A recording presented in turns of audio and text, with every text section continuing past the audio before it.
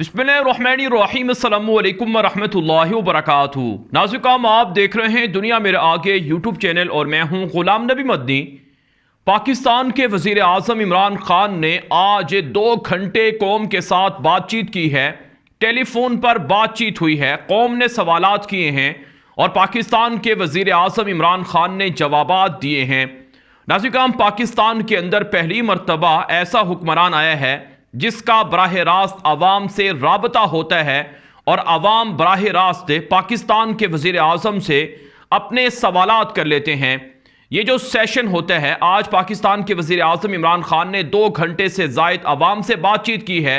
इस मौके पर उन्होंने कहा कि वो ये बातें पार्लियामेंट के अंदर करना चाहते हैं, लेकिन अपोजिशन उन्हें बात करने का मौका नहीं देती है, इसलिए उन्हें अवाम के साथ बराह रास्त राबता करना पड़ता है और हर 2 महीने के बाद अब वो ये राबता मुमकिन बनाने की कोशिश करेंगे। नाज़िकाम, आज की पाकिस्तान के वज़ीर आज़म इमरान खान की जो बातचीत है, जो अवाम के साथ 2 घंटे पर मुहित थी, जिसमें उन्होंने बहुत से सवालात के जवाबात भी दिए हैं, उनका खुलासा आपके सामने रखेंगे और पाकिस्तान के मुस्तक़बिल के सियासी निज़ाम के हवाले से और पाकिस्तान के मुस्तक़बिल के हवाले से क्या होने जा रहा है और किसकी हुकूमत आएगी, सदारती निज़ाम आएगा या फिर कौन सा निज़ाम रहेगा, ये सारी चीज़ें हैं जो इस वीडियो के अंदर आप जानने जा रहे हैं।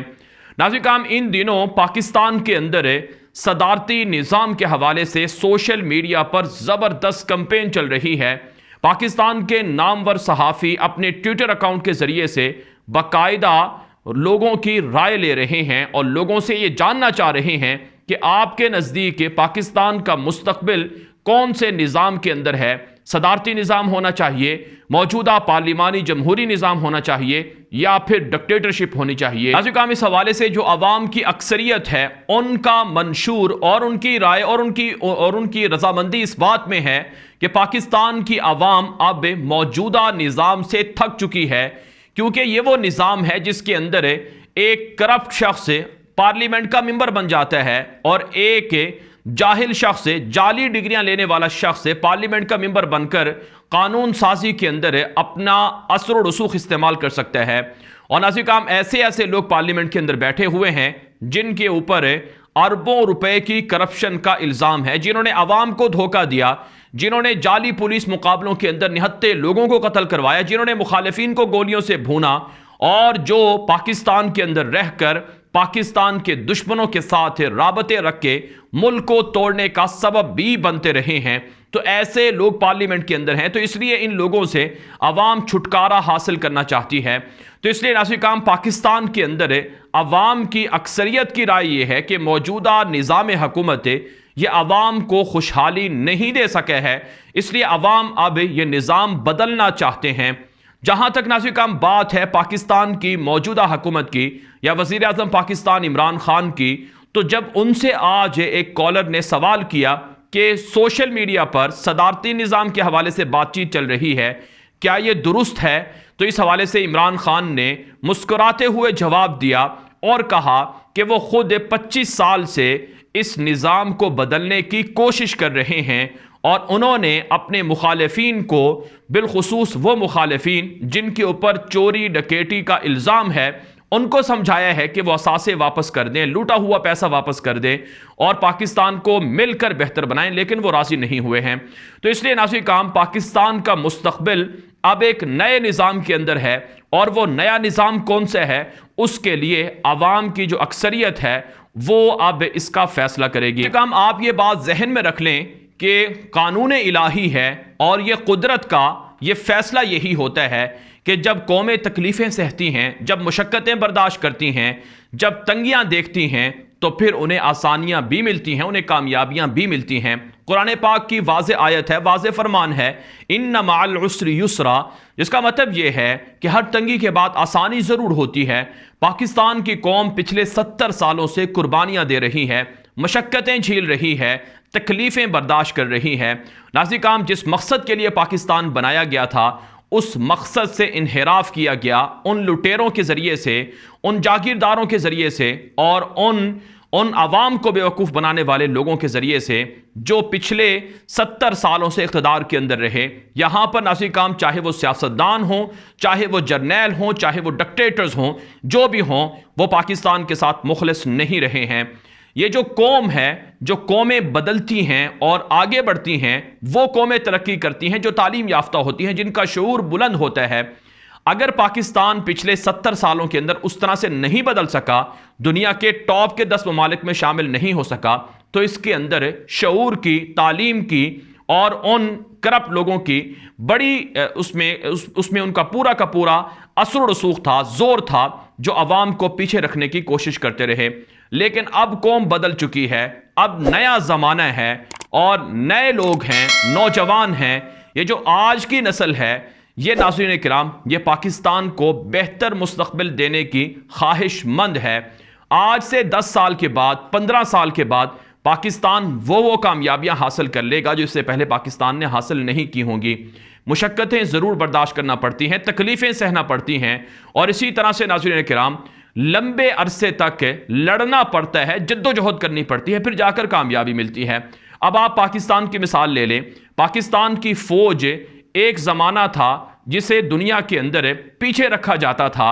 पाकिस्तान की फ़ौज को 15वां 20वां नंबर दिया जाता था, लेकिन अब दुनिया पाकिस्तान की फ़ौज की काबिलियत तस्लीम कर रही है। और अभी ताज़ा जो रैंकिंग जारी हुई है, उसमें पाकिस्तान की फ़ौज को 10वां नंबर दिया गया है।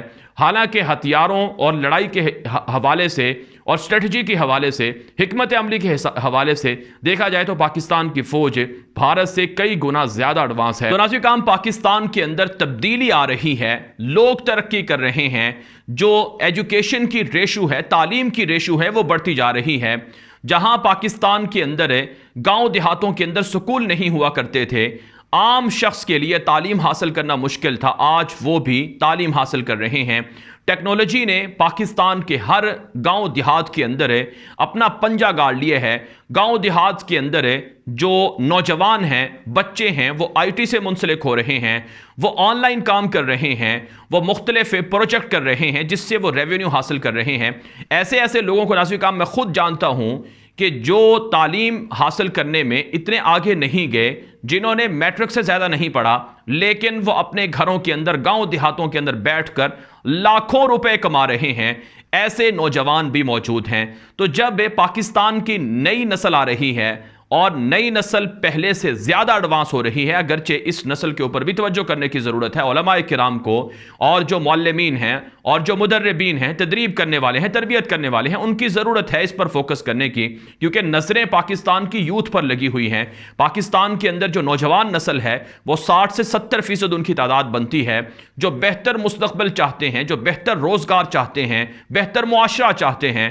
तो इसलिए नाज़रीन किराम मैं ये कह रहा हूँ, मेरे इस पूरे जो बयानिया है, जो इब्तदाइया है, इसका मकसद ये है कि आपको ये बात समझ में आ जाए कि पाकिस्तान ने अब तक कुर्बानियां दी हैं, मशक्क़तें झेली हैं। अफगानिस्तान की 20 साल जंग से पाकिस्तान बराह रास्त मुतासिर रहा है, सोवियत यूनियन की जंग से पाकिस्तान मुतासिर रहा है, लेकिन अब वक्त है उरूज का, अब वक्त है आगे बढ़ने का। और इंशाअल्लाह आने वाले 10 से 15 सालों में पाकिस्तान बदल जाएगा, जैसा तुर्की बदल रहा है, जैसा मुसलमानों के दूसरे ममालिक बदल रहे हैं, दूसरे मुसलमान मुल्क बदल रहे हैं। ये इस्लाम के उरूज का वक्त है। मायूस नहीं होना चाहिए, मशक्क़तें बर्दाश्त करनी चाहिए, तंगियां बर्दाश्त करनी चाहिए, आगे बढ़ते रहना चाहिए। हम नाज़रीन किराम बात कर लेते हैं पाकिस्तान के वज़ीर आज़म इमरान खान की, जो आज की बातचीत थी अवाम के साथ है। उसमें उन्होंने अपनी हुकूमती कारकर्दगी के बारे में भी बात की है और मौजूदा महंगाई के बारे में भी बात की है। पाकिस्तान की अवाम का सबसे बड़ा मसला वो महंगाई है, पाकिस्तान की अवाम का सबसे बड़ा मसला वो बेरोज़गारी है। इसमें कोई शक नहीं है कि पाकिस्तान के अंदर महंगाई में इजाफा हुआ है। और नाज़रीन किराम इसमें भी कोई शक नहीं है कि पाकिस्तान के अंदर जो मालदार तबका है, जो अमीर तबका है, जो ताजिर तबका है, यहाँ तक कि बहुत से वो लोग हैं जिनकी आमदनी आज से 3-4 साल पहले कम हुआ करती थी, उनकी आमदनी में इजाफा हुआ है और अरबों रुपए का मुनाफा कमाया गया है। बड़े बड़े जो कंपनियां हैं, बड़ी बड़ी जो कॉरपोरेट सेक्टर्स हैं, उनको मुनाफा हुआ है। यह सिर्फ पाकिस्तान के अंदर नहीं हुआ, बल्कि दुनिया के अंदर बहुत से ममालिक के अंदर ऐसा हुआ है। एक रिपोर्ट के मुताबिक अरबों डॉलर का इजाफा हुआ है दुनिया के अरबपति जो लोग थे उनकी दौलत के अंदर। नाज़रीन किराम इस वक्त दुनिया के अंदर जो निज़ाम राइज है वो कैपिटलिज्म का है, सरमायादाराना निज़ाम है, जिसके पास जितना पैसा है वो उतना ज़्यादा मालदार है। इसका नुकसान ये होता है कि मालदार और ज़्यादा मालदार हो जाता है, अमीर अमीर तर हो जाता है, गरीब गरीब तर हो जाता है। अब पाकिस्तान के अंदर भी ऐसा ही है, तो इसलिए पाकिस्तान का बेहतर मुस्तकबिल इसमें है कि नया निज़ाम होना चाहिए, सदारती निज़ाम हो या फिर खिलाफत राशिदा का निज़ाम हो। पाकिस्तान का बेहतर मुस्तकबिल खिलाफत राशिदा के निज़ाम में है। सदारती निज़ाम इब्तदाई तौर पर लागू किया जा सकता है, उसे खिलाफत राशिदा की तरफ लेकर जाया जा सकता है और पाकिस्तान के अंदर सरमायादाराना सिस्टम को ख़त्म किया जा सकता है।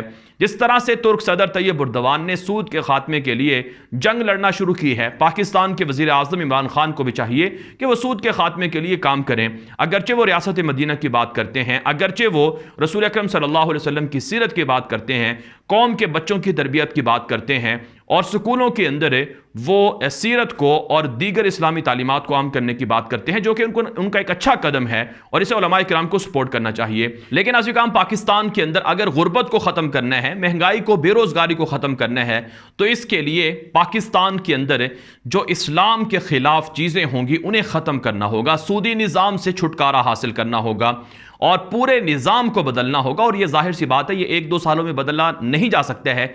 इसके लिए लॉन्ग टर्म मंसूबे बनाने होंगे, प्रोजेक्ट करने होंगे। अब नाज़िकाम, आप तैयब उर्दवान की मिसाल ले लें कि उन्होंने 20 से 22 साल पहले यह ऐलान किया था कि वो आया सोफिया को जो म्यूज़ियम है उसे मस्जिद बनाएंगे, चूंकि उसकी हैसियत असल मस्जिद की थी तो उसे मस्जिद बनाया जाएगा। 20 से 22 साल उर्दगान को लग गए आया सोफिया को मस्जिद की हैसियत से बहाल करने में। वो पहले भी कर सकते थे लेकिन मुश्किलात थीं। और आज भी तुर्की के माशरे के अंदर सेकुलरिज्म है, लिबरलिज्म है, फहाशी उरियानी है, वो उसको ख़त्म नहीं कर सकते हैं। तो अचानक तब्दीलियाँ नहीं आ सकती हैं, इसके लिए इंतज़ार करना पड़ता है। पाकिस्तान के वज़ीर आज़म इमरान खान का जो ज़ाती विजन है वो अगरचे अच्छा है, वो रियासत मदीना की बात करते हैं, रसूल अकरम सल्लल्लाहु अलैहि वसल्लम की तालीमात को आम करने की बात करते हैं। अब यहाँ पर सवाल ये होता है कि अवाम उनके इस विजन से कितना मुतासर हैं। सबसे बड़ा सवाल ये होता है कि उनकी अपनी जमात के अंदर ऐसे लोग हैं जो माजी के अंदर मुख्तलिफ अपोजिशन पार्टियों का हिस्सा रहे, जिन पर करप्शन के मुकदमात हैं, जिन पर लूट मार के मुकदमात हैं, उनसे पाकिस्तान के वज़ीर आज़म कैसे निजात हासिल करें। अब आप देख रहे हैं पाकिस्तान की मौजूदा हुकूमत के अंदर MQM जैसे लोग भी हैं जिनके बारे में इल्ज़ाम है कि वह अवाम को कत्ल करने में कराची में मुलव्वस रहे हैं। तो अब ऐसे लोगों का जब मजबूरन साथ होगा तो फिर कैसे अवाम को खुशहाली मिलेगी। आज पाकिस्तान के वज़ीर आज़म ने कहा कि महंगाई की वजह से वो खुद भी परेशान हैं और उसे कंट्रोल करने की कोशिश कर रहे हैं, लेकिन पाकिस्तान की मईशत अच्छी हो रही है। जो माफियाज है, जिनको सरमाया मिल रहा है, मुनाफा मिल रहा है, उन्हें चाहिए कि वो लोगों की तनख्वाहों में इजाफा करें, वो लोगों को भी मुनाफे में हकदार ठहराएं। नाज़िकाम, इसके लिए बेहतरीन सिस्टम तालिबान का इस्लामी निज़ाम है, जहां पर वो लोगों से ज़कात ले रहे हैं कि अगर ज़कात नहीं देंगे तो फिर उन्हें सज़ा भुगतना पड़ेगी। तो पाकिस्तान के अंदर टैक्सेस का निज़ाम ज़रूर होना चाहिए, लेकिन ज़कात का निज़ाम भी राइज हो। और सबसे बढ़कर यह है कि जब आप अवाम को मुतमईन करेंगे तो फिर अवाम अपनी मर्जी से टैक्स भी देगी, अवाम अपनी मर्जी से ज़कात भी देगी। लेकिन जब अवाम को ही फ़ायदा नहीं मिलेगा तो फिर कैसे अवाम टैक्स और ज़कात वगैरह देने पर आमादा होगी। काम इसके लिए ज़रूरी है कि पाकिस्तान की ब्यूरोक्रेसी को बदला जाए, पाकिस्तान के अंदर जो ब्यूरोक्रेट्स हैं उनकी तरबियत की जाए, नीचे से पाकिस्तान की जो नया तबका है, नई नस्ल है, इसको तब्दील किया जाए और इस पर मेहनत की जाए और इसके नताइज यकीनन आने वाले 10 से 15 सालों में कौम को मिल सकते हैं। तो इसलिए नाज़िकाम, मीडिया के ज़रिए से शऊर को उजागर करना, सोशल मीडिया के ज़रिए से शऊर को उजागर करना, यह बहुत ज़रूरी है। अपोजिशन की जो जमातें हैं वो, उनको भी हक है सियासत करने का, वो सियासत में रह सकती हैं, लेकिन जिन पर मुकदमात हैं, जिनके ऊपर इल्ज़ामात हैं, उन्हें अपने इल्ज़ामात का जवाब देना चाहिए। आज पाकिस्तान के वज़ीर आज़म ने यह भी कहा है अपने तकरीर के अंदर कि अदलिया को अवाम पर रहम करना चाहिए, कौम पर रहम करना चाहिए। नाज़िकाम, इस मुल्क के अंदर सारे के सारे इदारे बिगड़े हुए हैं, सारे के सारे जो शोबे हैं उनमें तब्दीलियों की ज़रूरत है। मैंने ब्यूरोक्रेसी की बात की है कि किस तरह से हर गंद के ऊपर पर्दा डाला जाता है और अच्छे की रिपोर्ट दे दी जाती है।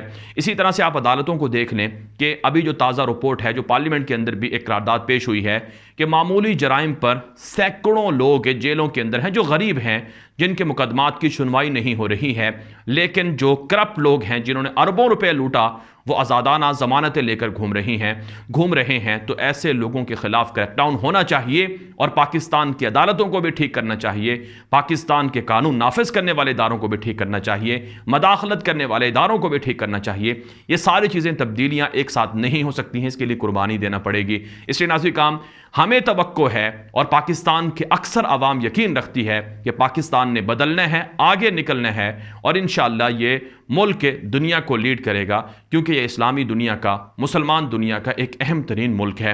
नाज़रीन काम, ये वीडियो दोस्तों के साथ व्हाट्सएप पर, फेसबुक पर, ट्विटर पर, इंस्टाग्राम पर, हर जगह पर शेयर कर लें ताकि लोग भी मालूमात और हकाइक हासिल कर लें। मज़ीद खबरों के लिए आप हमारे दूसरे यूट्यूब चैनल गुलाम नबी मदनी को फॉलो कर सकते हैं। अब तक के लिए इतनी इजाज़त दीजिए। अस्सलामु अलैकुम व रहमतुल्लाहि व बरकातुहू।